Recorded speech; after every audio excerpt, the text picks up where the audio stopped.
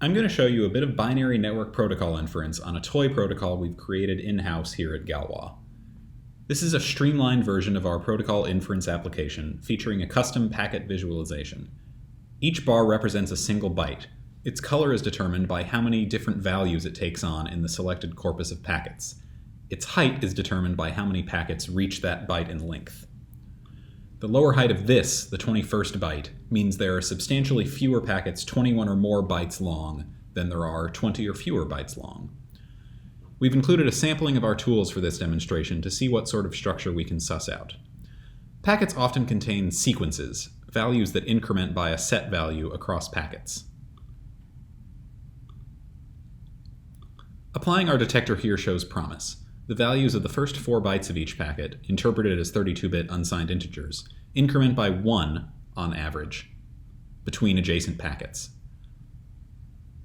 That's pretty strong evidence, so let's go ahead and call that a sequence.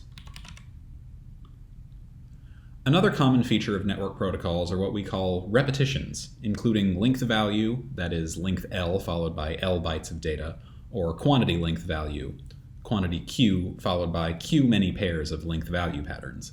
Let's try that out here.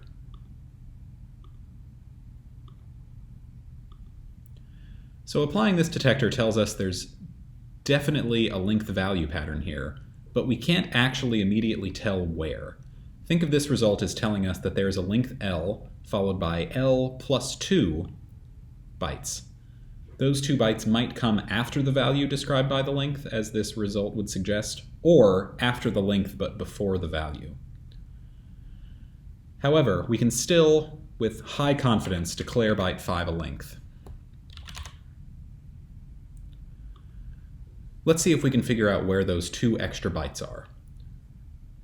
In particular, let's see if they're a checksum, another popular protocol design pattern, over what's looking like a header of this packet structure.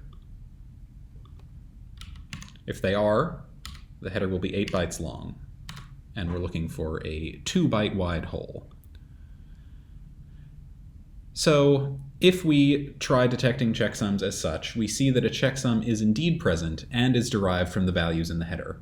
The information here tells us, though, that the detector isn't confident in its found offset. It's found a class of checksum that could theoretically go anywhere in the analyzed range. However, since we have strong evidence for its found offset of 1, and we're looking for a 2-byte sized hole here, then that's the only place it can really go. So we're going to go ahead and annotate that.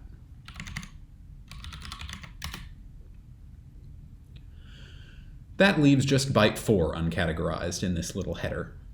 So our visualization tells us that byte 4 takes on a surprisingly small amount of consecutive values, surprisingly uniformly distributed.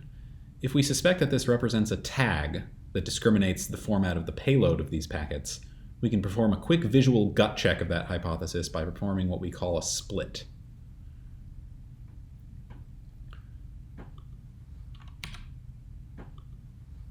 Replicating this visualization where byte 4 is equal to some specific value. So, this split yields a pretty clear pattern. Judging by the number of bars and their heights, it looks like all packets where byte 4 takes on value 0 have exactly 16 bytes. The last tool in our currently available arsenal might help shed light on those what we'll call payload bytes. If we hypothesize that these are floating point numbers,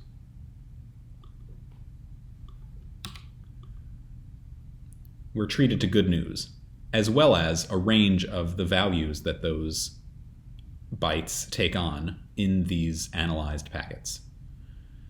That's all we have to show for right now. Thanks for watching.